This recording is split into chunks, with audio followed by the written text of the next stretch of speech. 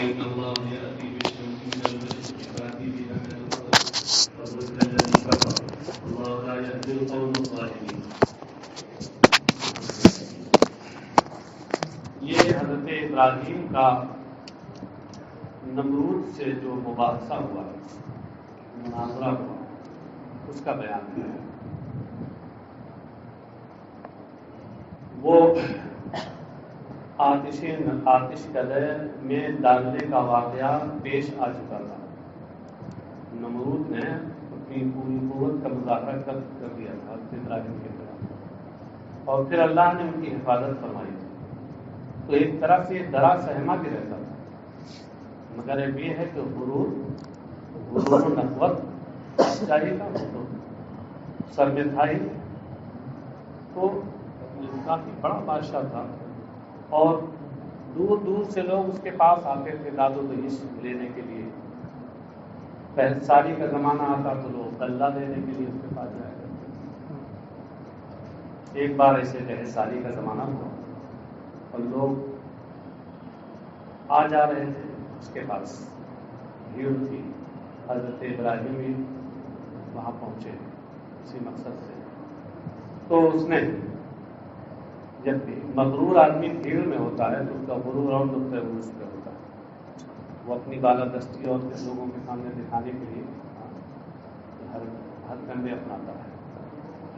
تو اس نے کہا کہ تمہارا رب کون ہے؟ میرا رب وہی ہے، مارتا اور دلاتا ہے. کہا وہ یہ کام تو میں بھی کرتا ہوں. تو کہنے کا مطلب میں تمہارا رب ہوں. حضرت ابراہیم نے سمجھ لیا کہ یہ نہایت گھامڑا کچھ سمجھتا ہے.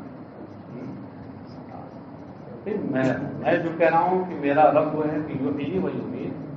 تو احیا سے مراد کیا ہے؟ جس میں روح ڈالنا. اور اماتہ سے مراد کیا ہے؟ جس میں جو روح ہے اس کو نکال لینا. یہ اس کا کام ہے. اور یہ کیا سمجھ رہا ہے؟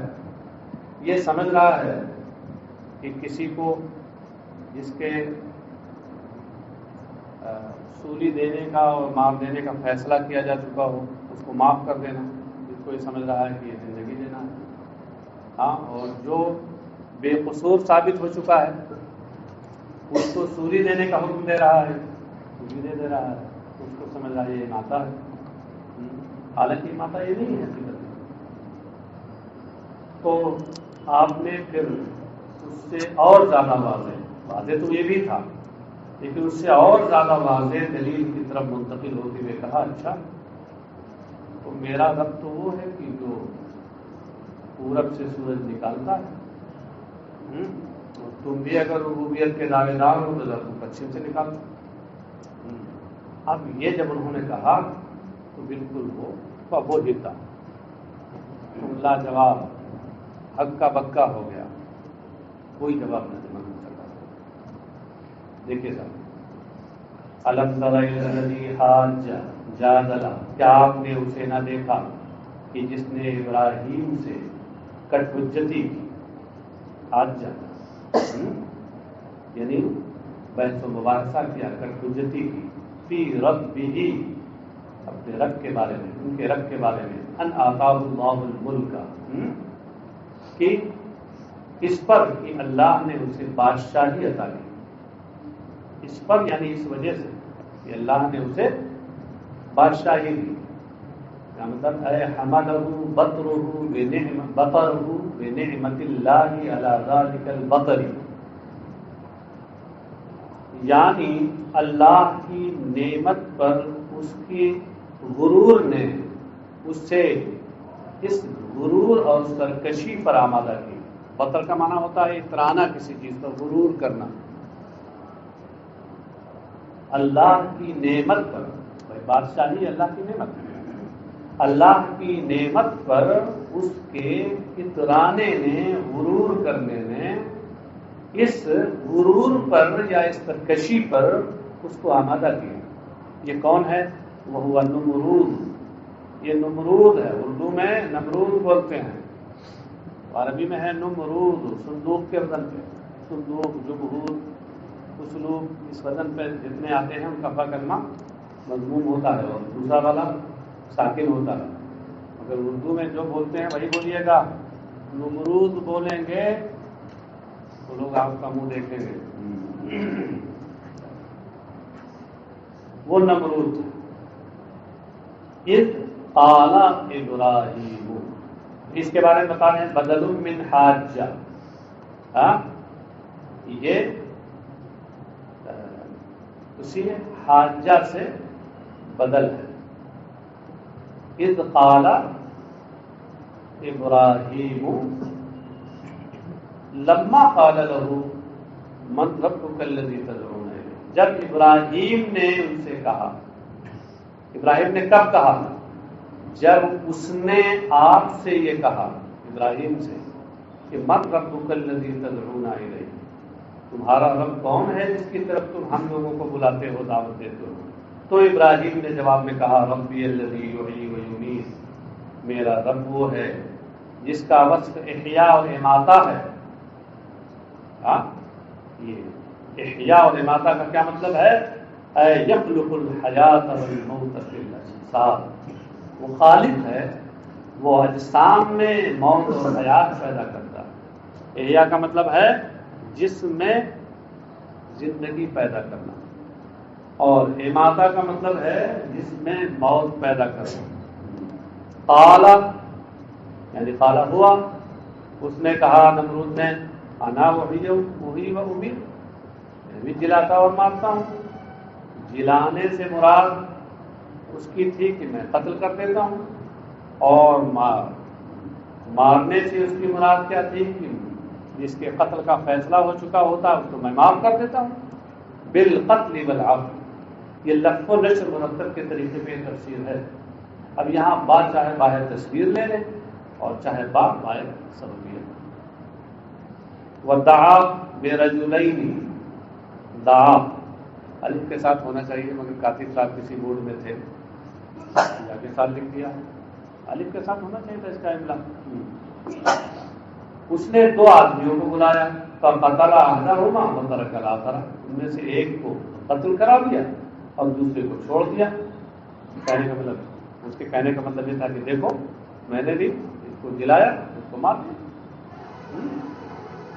فلما رآہ غبیا، تو جب حضرت ابراہیم نے اس کو دیکھا کہ پرلے درجے کا بے وقوف ہے، جس کا ترجمہ ہم نے ابھی گھامڑ کیا تھا، اردو میں تو بولتے نہیں ہیں، حد درجہ بے وقوف.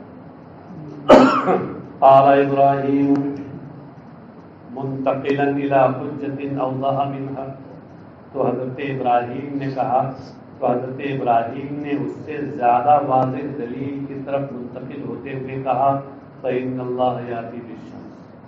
یہ منتقلا الی حجت اوضح جو بڑھایا ہے یہاں، یہ ایک شبہے کا جواب ہے. شبہ یہ ہے کہ نبی جو بھی دلیل لاتا ہے وہ واضح ہی ہوتی ہے،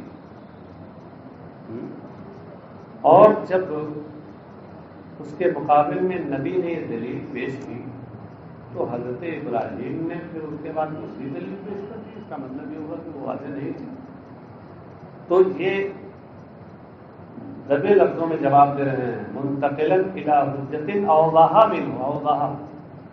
اوضح سے یہ اشارہ کیا کہ واضح وہ بھی تھی مگر یہ زیادہ واضح ہے، اس لیے کوئی اعتراض نہیں.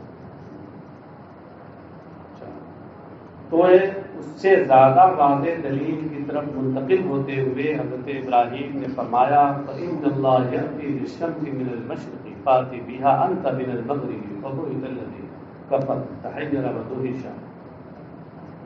کہا یقیناً اللہ پورب سے سورج نکالتا ہے تو تو اسے پچھم سے نکال دے، پچھم سے لے آ.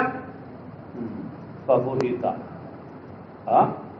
تحیر ودهش، تو مبہوت ہو گیا. مبہوت ہو گیا کا مطلب ہکا بکا رہ گیا، حیران و ششدر رہ گیا. تحیر ودهش، حیران ششدر رہ گیا. الذی کفر، یہاں یہ الذی کفر جو کہا رہا کہ صرف فبہتا کہتے ہیں تو بھی ضمیر ادھر لوٹ جاتی ہے. اور عربی زبان کا قاعدہ یہی ہے کہ جب کسی شے کا ذکر ایک بار اس میں ظاہر کے طور پہ ہو تو دوبارہ ذکر سہبارہ ذکر جب بھی ہوگا تو ضمیر سے ہوگا. ضمیر کی وضع ہوئی ہے اختصار کے اسی موقع پہ. لیکن کبھی کبھی ایسا ہوتا ہے کہ اضمار سے اظہار کی طرف آیا جاتا ہے. یعنی کلام کو مقتضائے ظاہر سے پھیر کر دوسری طرف لایا جاتا ہے کسی نقطے کے پیش نظر. مقتضائے ظاہر سے کلام کو پھیرا جاتا ہے. علم معنی میں پڑھا ہوگا. اور مقتضائے ظاہر سے جو کلام کو پھیرا جاتا ہے اس کی بہت سی صورتیں ہیں. ان صورتوں میں سے ایک تو یہ ہے، ایک صورت یہی ہے الاظہار فی مقام الاضمار. یعنی ضمیر کا موقع ہو، ضمیر کی جگہ ہو اور وہاں اس میں ظاہر لے آیا جائے. یہاں نقطہ کیا ہے؟ اس کے وصف کفر کو ظاہر کرنا. یہ نمرود جو اس طرح کی باتیں کر رہا تھا تو یہ وصف کفر کے ساتھ متصل تھا، کافر تھا. اگر فبہتا کہہ دیتے تو یہ وصف وہاں آیا نہ ہوتا. واللہ لا یہدی القوم الظالمین بالکفر الی محجۃ الاحتجاج. اور اللہ تبارک و تعالی کفر کے ذریعے ظلم کرنے والوں کو استدلال کے صحیح طریقے کی ہدایت نہیں دیتا. تو سمجھ میں آیا؟ بالکفر جو نکالا اس سے یہ بتایا کہ ظالمین میں جو ظلم ہے، ظلم سے مراد کفر ہے. بائے تصویر. اور الی محجۃ الاحتجاج یہ نکال کر لا یہدی کا متعلق اور ضرب یہاں ظاہر کیا. اللہ ہدایت نہیں دیتا ظالموں کو، کافروں کو. کس کی ہدایت نہیں دیتا؟ الی محجۃ الاحتجاج. استدلال کا جو صحیح راستہ اور طریقہ ہے اس کی ہدایت نہیں دیتا. محجہ کہتے ہیں واضح اور صحیح راستے. أَوَرَأَيْتَ كَالَّذِي مَرَّ عَلَىٰ قَرْيَةٍ وَهِيَ خَاوِيَةٌ عَلَىٰ عُرُوشِهَا قَالَ أَنَّىٰ يُحْيِي هَٰذِهِ اللَّهُ بَعْدَ مَوْتِهَا فَأَمَاتَهُ اللَّهُ مِائَةَ عَامٍ. اچھا اس میں رائتہ ہم نے پڑھ دیا، وہ تفسیر ہے.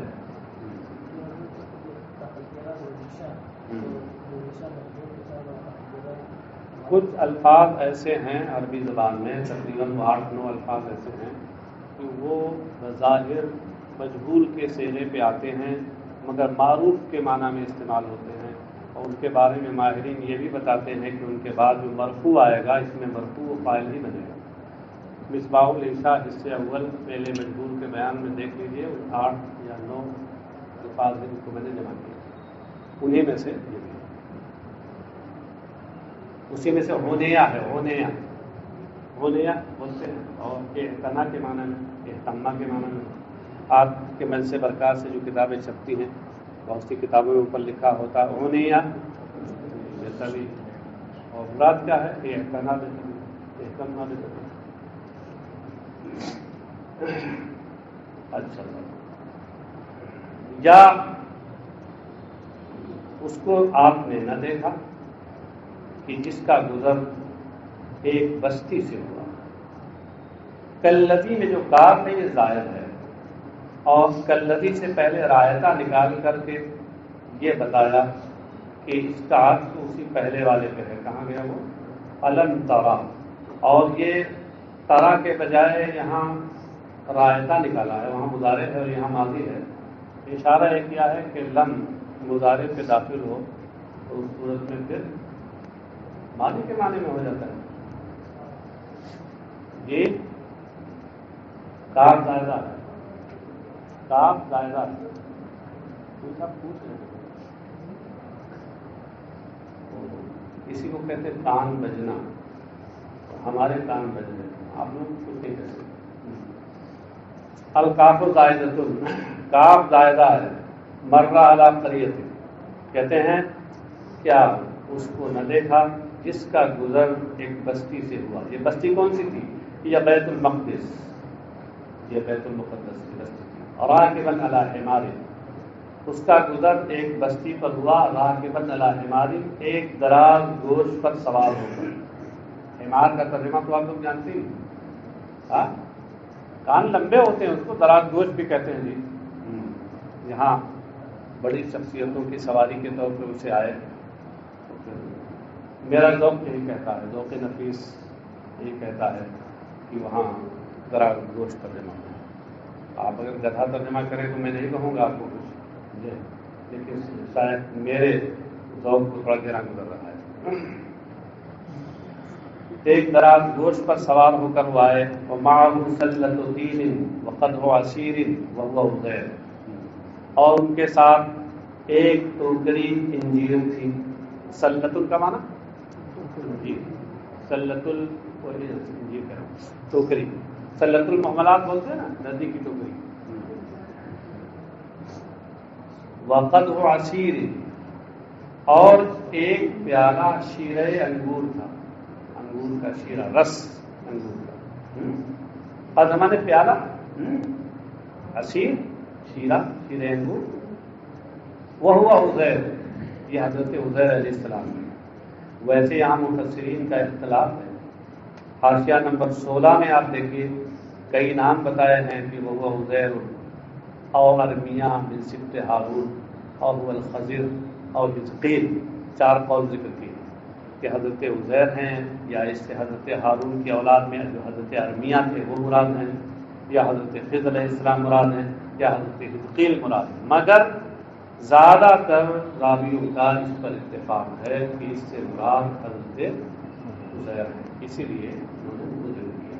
وہی خاویۃ علی عروشها، جبکہ وہ بستی اپنی چھتوں پر ڈھہی گری پڑی تھی۔ خاویۃ کا معنی ساقطۃ، عروش عرش کی جمع ہے، عرش الدار سقف، عرش کل شیء اعلیٰ، ہر چیز کا عرش کیا ہوتا ہے؟ اس کا بالائی حصہ۔ تو اپنی چھتوں پر ڈھہی پڑی، چھت کے بل گرے۔ وہ کیوں؟ وہ کب؟ لما خربها بخت نصر، جبکہ بخت نصر نے اس کو ویران کر دیا تھا۔ یہ اس میں جب یہودیوں کے اندر بدعملی پھیلی تو اللہ تعالیٰ نے بخت نصر کو ان پر مسلط کیا، اور یہ بڑا ظالم بادشاہ تھا، آیا اور اس نے ایک دم ان کی ساری بستی تباہ کر دی اور ان کو مار مار کے اس کا جناب نہیں کر دیا، نہ معلوم بے تحاشا لوگوں کو قتل کیا، کتنے لوگوں کو قتل کیا معلوم نہیں۔ قال انا یحیی هذه اللہ بعد موتها، تو انہوں نے کہا حضرت عزیر نے، انا کیف یحیی هذه اللہ بعد موتها، کہ اللہ تعالیٰ مرنے کے بعد انہیں کیسے زندہ فرمائے گا۔ یہ جو انا بمعنی کیفا ہے، یہاں مطلب یہ نہیں ہے کہ بطور انکار انہوں نے کوئی کہا تھا، اور نہ ہی بطور استبعاد کہا تھا، یہ بہت بعید ہے اللہ کی قدرت سے۔ یہ سوال نہ بطور انکار تھا نہ بطور استبعاد تھا، بس کہ استعظام لقدرت اللہ تعالی، اللہ تعالیٰ کی قدرت کو وہ عظیم سمجھتے ہوئے کہ بتائیے یہ ایک دم جو تباہ ہو چکے ہیں، اللہ انہیں بھی زندہ فرمائے گا، ایسی عظیم قدرت والا ہے۔ اس کی قدرت کی عظمت کو اور کمال قدرت کو کا اظہار کرتے ہوئے انہوں نے بات کی۔ فاماتہ اللہ، ایک نبی سے ظاہر سی بات ہے، پہلی والی دونوں صورتیں ہو بھائی، ایک نبی کہہ نہیں سکتا، انکار تو کر ہی نہیں سکتا، استبعاد بھی نہیں اس کے ہیں۔ فاماتہ اللہ 100 عام، تو اللہ نے 100 سال تک انہیں موت کی حالت میں رکھا۔ اماتہ یوں تو اماتتن کا معنی کیا ہوتا ہے؟ لغوی معنی موت دینا۔ موت تو ایک آن کے لیے ہوتی ہے، ہاں، تو 100 سال کا کیا مطلب ہے؟ مفسر کہتے ہیں وَعَلْ بَصَرُ 100 عام، مطلب یہ ہے کہ موت کی حالت میں انہیں 100 سال تک باقی رکھا، کسی مردہ والی حالت میں۔ تو اماتہ کا معنی ہوا ہے، مطلب یہ ہے کہ انہیں موت دی اور پھر اسی حالت میں باقی رکھا، روکے رکھا۔ ثم بعثہ، اور پھر اللہ تعالیٰ نے انہیں دوبارہ زندہ کیا۔ بعثہ یعنی احیا، دوبارہ زندہ کیا۔ لے یریہ کیفیت ذلک، تاکہ اس کی کیفیت انہیں دکھا دے۔ دلائل کی بنیاد پر حضرت عزیر کے کو اس کا یقین حاصل تھا. دلائل اگر قوی ہوں تو اس سے مدعا کا یقین حاصل ہو جاتا ہے، لیکن مشاہدے سے عین الیقین حاصل ہوتا ہے. یقین تو تھا انہیں اللہ کی اس قدرت پر، لیکن وہ عین الیقین چاہتے تھے، اللہ نے عین الیقین کی صورت فراہم کر دی. قال تعالی له کم لبثت مکثت هنا قال لبثت یوما او بعض یوم. اللہ تعالیٰ نے کا ان سے ارشاد ہوا کہ تم کتنی دیر کتنی مدت تک یہاں رکے ٹھہرے. قال تو حضرت عزیر نے عرض کیا لبثت یوما او بعض یوم، ایک دن یا ایک دن سے بھی کم. یہ کیوں انہوں نے کہا تھا؟ لأنه نام اول النهار فقبض ومحيي عند الغروب فظن انه يوم النوم. یہ اس لیے کہا تھا کہ دن کے ابتدائی حصے میں حضرت عزیر سوئے اور پھر اسی میں روح قبض کر لی گئی، موت طاری ہو گئی، اور پھر اس کے بعد سورج غروب ہونے کے وقت انہیں زندہ کیا گیا. تو انہوں نے کیا سوچا کہ دن کے ابتدائی حصے میں سویا تھا اور سورج ابھی غروب ہو رہا ہے، تو زیادہ سے زیادہ ایک دن یا ایک دن سے بھی کم میں یہاں رہا. فظن انہ یوم النوم، تو ان کا گمان یہ ہوا کہ وہی نیند والا سونے والا دن ہے، جبکہ ہو کیا گیا تھا؟ 100 سال پورے گزر گئے. قال بل لبثت 100 عام فانظر الى طعامك وشرابك لم يتسنى. تو اللہ کا ارشاد ہوا بلکہ تم 100 سال تک اسی حالت میں ٹھہرے رہے، تو تم اپنے کھانے یعنی انجیر کی طرف دیکھو، وشرابک اور اپنے مشروب یعنی شیر انگور کو دیکھو. ارے وہ ایک ٹوکری انجیر اور ایک پیالہ شیر انگور لے کے آئے تھے نا، یہاں سفر میں نکلے تھے، یہاں آئے تھے. یہاں طعامکا اور شرابکا ان دونوں میں جو اضافت کرایا ہے خارجی کو، اس سے مخصوص فرق مراد ہے. اسی کی طرف اشارہ کیا مفسر نے. لم یتسنہ اے لم یتغیر مع طول الزمان. کہتے ہیں دیکھو ذرا کہ زمانے دراز کے باوجود، زمانے کے دراز ہونے کے باوجود ان میں کوئی تغیر نہیں آیا. وہ انجیر اسی طرح صحیح ہے، اور وہ شیر انگور تو بہت جلدی خراب ہو جاتا ہے، وہ بھی صحیح ہے. والہاؤ، یہ لم یتسنہ میں جو ہا ہے اس کے بارے میں یہاں 2 قول ذکر کر رہے ہیں، 2 کیا بلکہ 3 قراتیں ذکر کر رہے ہیں. کہتے ہیں والہاؤ قیل اصل من سانہ، یہ ہا اصلی ہے اور سانحتوں سے ہے. سانحہ یسانہ جس میں سین نون ہے مادہ ہے. تو لم یتسنہ بمعنی یہ لم یتفاعل، لم یتقدم کے وزن پر، تو ہا یہ لام کلمہ ہے نا. وقیل للسکت من ثانیہ، اور ایک قول یہ ہے کہ یہ ہا اصلی نہیں ہے بلکہ یہ ہائے سکتا ہے جو آخر میں آتی ہے، اور یہ سانہ یسانی سے.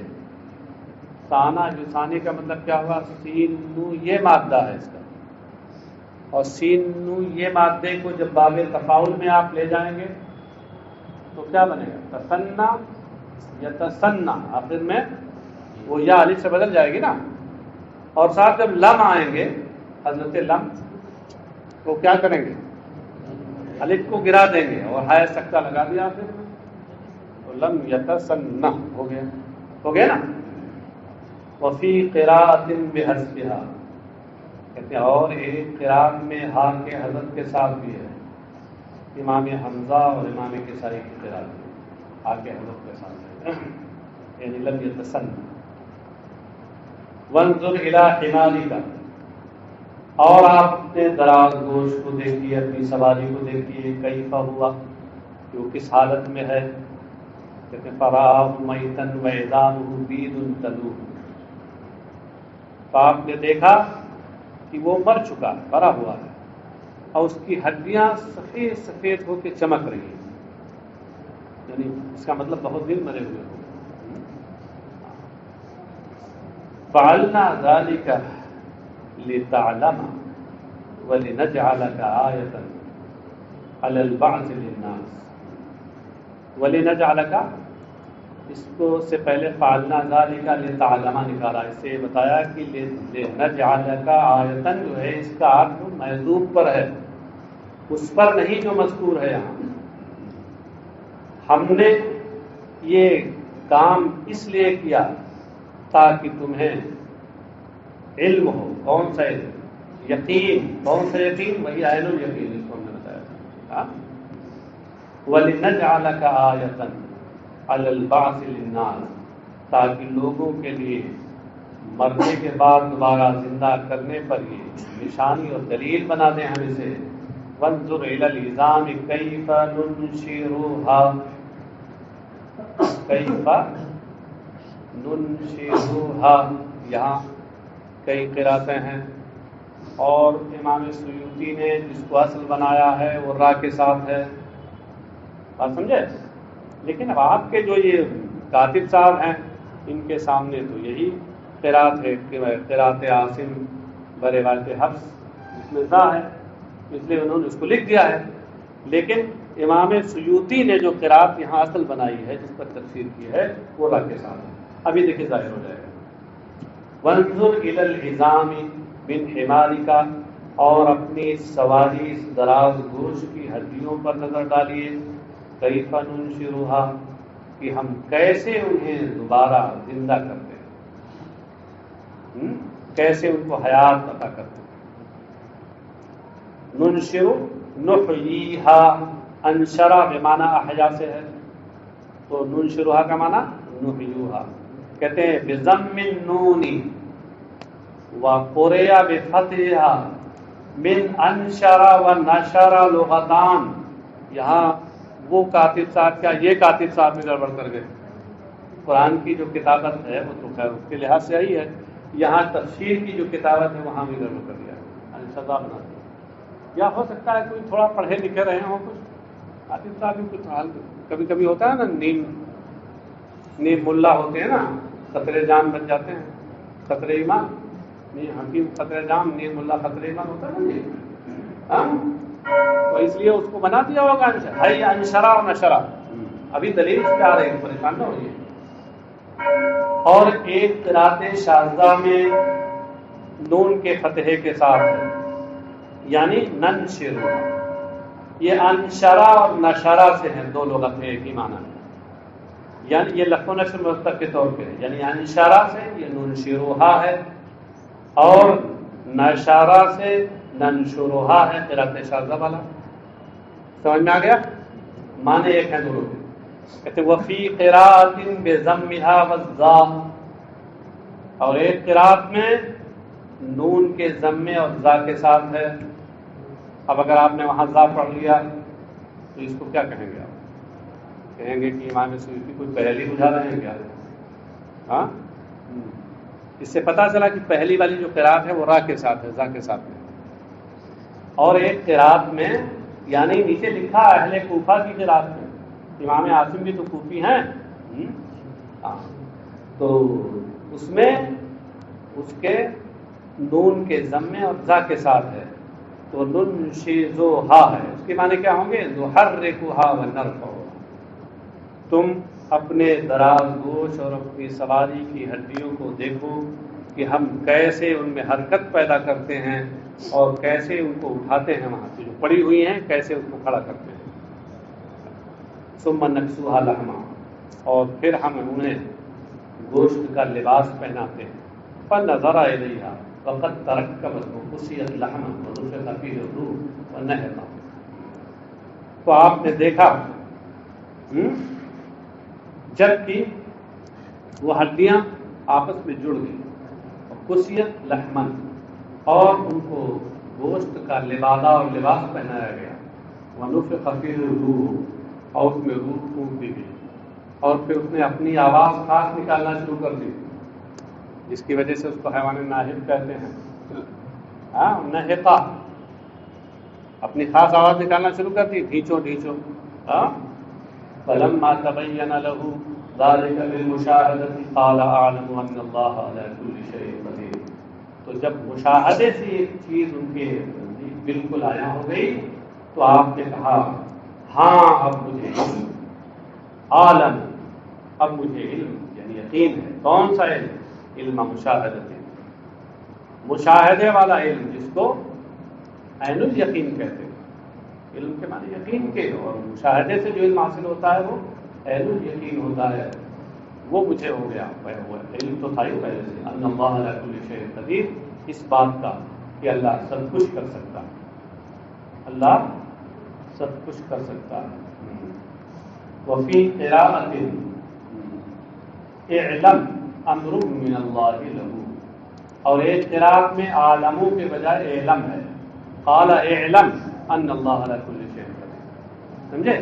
یہ امام حمزہ اور امام کسائی کی قراءت ہے. اس میں علم سے ہے امر ہے علم یعلم سے، تو یہ اللہ کی جانب سے ان کے لیے حکم ہے. علم، اب تم عین الیقین کر لو کہ اللہ ہر چیز کے اوپر قادر ہے.